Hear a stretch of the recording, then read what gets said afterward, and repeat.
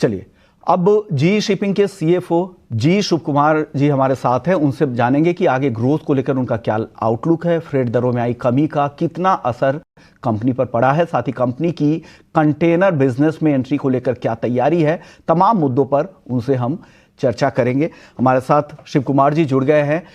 Sir, Shiv Kumar ji, पहला जैसा आपने मेंशन किया था कि फ्रेट रेट्स को लेकर जो लग रहा है कि वहां पर रिकवरी की संभावना लग रही है Q3 में, क्या उसका क्या असर होगा ओवरऑल बैलेंस शीट को लेकर, और आगे की तैयारी क्या है आप लोगों की इसे कॉम्बैट करने के लिए?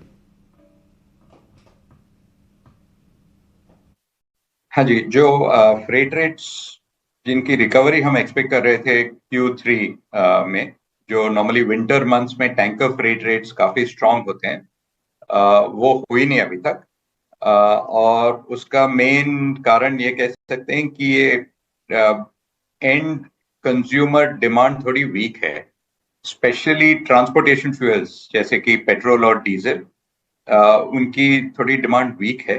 इसीलिए वो टैंकर डिमांड में थोड़ी कमी हुई है, एंड इसीलिए फ्रेट रेट थोड़े वीक रहे। नॉर्मली जैसे मैंने पहले बताया था आपको इंटरव्यू में, कि विंटर मंथ्स जो बिटवीन नवंबर एंड फरवरी रहते हैं, नॉर्मली स्ट्रांग रहते हैं टैंकर मार्केट के लिए, लेकिन इस बार वो हुआ नहीं। एक तो वो एंड यूजर डिमांड है, जो ट्रांसपोर्टेशन फ्यूल्स के लिए चाइना भी नेगेटिव है ईयर ऑन ईयर, EU भी नेगेटिव है, और US भी नेगेटिव है। इसीलिए थोड़ी एंड यूजर डिमांड के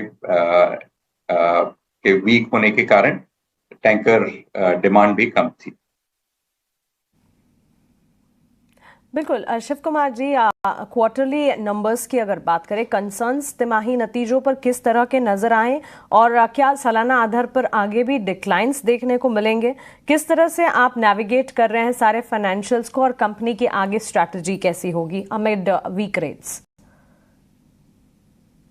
तो मैं कंपनी की अर्निंग्स की तो बात नहीं करूंगा, मैं बात करूंगा ओवरऑल स्पॉट मार्केट की। तो इन tankers the spot market is down by about $10,000 to $15,000 per day on average. ये Q3 FY25 versus Q3 FY24 है, क्योंकि इसमें सीजनैलिटी है तो हम प्रीवियस क्वार्टर से कंपेयर नहीं कर सकते हैं। So versus previous year same quarter, corresponding quarter compare कर सकते हैं। तो वो डाउन है, इसीलिए so that impact is likely to be there. Of course हमारे थोड़े से शिप्स टाइम चार्टर पे भी हैं, उनको अफेक्ट नहीं करेगी ये डिक्लाइन। बट सो 70% हमारी टैंकर कैपेसिटी स्पॉट मार्केट पे है, तो उसमें इफेक्ट होगी। इसमें थोड़े बहुत लीड्स एंड लैग्स होते हैं, क्योंकि आप अभी फिक्स करेंगे तो उसके अर्निंग्स जनवरी में ही इफेक्ट होंगे। तो वो सब लीड्स एंड लाइक्स हैं, बट ये स्पॉट मार्केट में क्या हो रही है वो मैं बता रहा हूँ। बिल्कुल। शिव कुमार जी, आपने ऑयल डिमांड का जिक्र किया जो कि इस वक्त वीक नजर आ रही है। Do you expect a sharp recovery, या फिर ये सबड्यूड रहेगी आने वाले क्वार्टर्स में, आने वाली तिमाहियों में भी? एडिशनली, अगर US impose trade tariffs impose हो जाते हैं तो फिर किस तरह का इम्पैक्ट शिपिंग इंडस्ट्री पर ओवरऑल आपके हिसाब से नजर आएगा? थोड़ी ये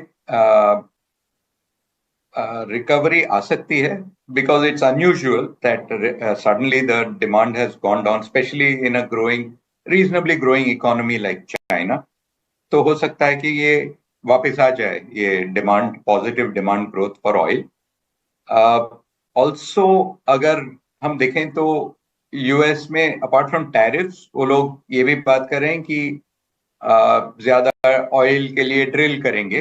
तो ज्यादा ऑयल के लिए ड्रिल करेंगे और प्रोड्यूस करेंगे तो वो तो एक्सपोर्ट करेंगे ही, और एक्सपोर्ट करेंगे तो टैंकर मार्केट को बेनिफिट होगी। तो वो भी हो सकती है। सो डिफिकल्ट टू फोरकास्ट कि ये क्या होगा टैंकर मार्केट में। और हमारी जो पोजीशनिंग है मेनली है कि हम प्रिडिक्ट नहीं करते हैं, हम प्रिपेयर करते हैं for what ever can happen in the market. तो मार्केट स्ट्रांग रहेंगे तो we will be able to take advantage क्योंकि स्पॉट में हमारे काफी शिप्स ओपन है और मार्केट्स वीक रहेंगे तो अपॉर्चुनिटी मिल सकती है to to buy ships and to increase the capacity. तो हम जैसे एक फंड मैनेजर है जिसके पास पोर्टफोलियो है और जिसके पास कैश भी है, तो दोनों साइड से हम we are okay with it क्योंकि हम फोकस नहीं कर रहे हैं मार्केट को। बिल्कुल। आज साथ ही कंपनी के पास इस समय पर्याप्त नकदी है। ऑल्सो आप केपेक्स अंडरटेक करने के बारे में भी सोच रहे हैं। किस तरह के शिप्स एक्सप्लोर किए जा रहे हैं, कौन सी फ्रेश एडिशंस के अपॉर्चुनिटीज आप आई कर रहे हैं, और साथ ही आपने opportunities in order to enter container ship business के बारे में बताया, तो इस पर भी अगर थोड़ी रोशनी डाल सकें। हम तो टैंकर्स बल्क कैरियर्स तो हमारी बिजनेस है ही, उनमें से अपॉर्चुनिटीज मिलेंगे तो हम और जो अच्छे प्राइसेस पे शिप्स मिलेंगे तो हम खरीदने के लिए तैयार हैं। तो we are prepared to buy in any of the sectors where we are operating. और दूसरे जो सेक्टर्स हैं शिपिंग के, उनमें भी बहुत अच्छे डील्स मिले तो हम we are happy to get into those sectors as well because we have little bit of knowledge, we have some expertise in those areas also which we are trying to develop, तो वो भी कर सकते हैं। तो इसमें हमारी कोई स्पेसिफिक टारगेट नहीं है कि ये टाइप ऑफ शिप लेना है कि वो टाइप ऑफ शिप लेना है। जो भी हमें लगे कि ये अच्छी रिटर्न्स दे सकती है वो शिप ले लेंगे हम। बिल्कुल शिव कुमार जी, शुक्रिया आपका हमारे साथ जुड़ने के लिए, सवालों के जवाब देने के लिए, और आने वाले क्वार्टर्स के लिए आपको आपकी कंपनी को ढेरों शुभकामनाएं। तो जीई शिपिंग कंपनी के मैनेजमेंट हमारे साथ जुड़े, अपने एक्सपेंशन प्लान्स, कारोबार विस्तार को लेकर वो क्या स्ट्रैटेजी बनाकर चल रहे हैं, आने वाले क्वार्टर्स में किस तरह के सेंटिमेंट्स डेवलप होंगे, इन तमाम चीज़ों पर उन्होंने विस्तार से बातचीत की। कुणाल, आपसे एक बार एक राय लेना चाहेंगे। जीई शिपिंग देखिए करीब 3% की मजबूती स्टॉक में देखने को मिल रही है। कंपनी लगातार कर्ज कम करने की कोशिश कर रही है, डेट रिडक्शन पर फोकस है ऑन अ कैगर बेसिस। पिछले 5 सालों के अगर ट्रेंड को देखें, कंपनी ने अच्छे प्रॉफिट ग्रोथ जो है वो दिए हैं। वेल 974 975 के अराउंड है, मल्टीपल सपोर्ट है 940 920 के अराउंड खरीदारी करके चलने की सलाह है क्योंकि लग रहा है कि बाउंस बैक देखने को मिल सकता है।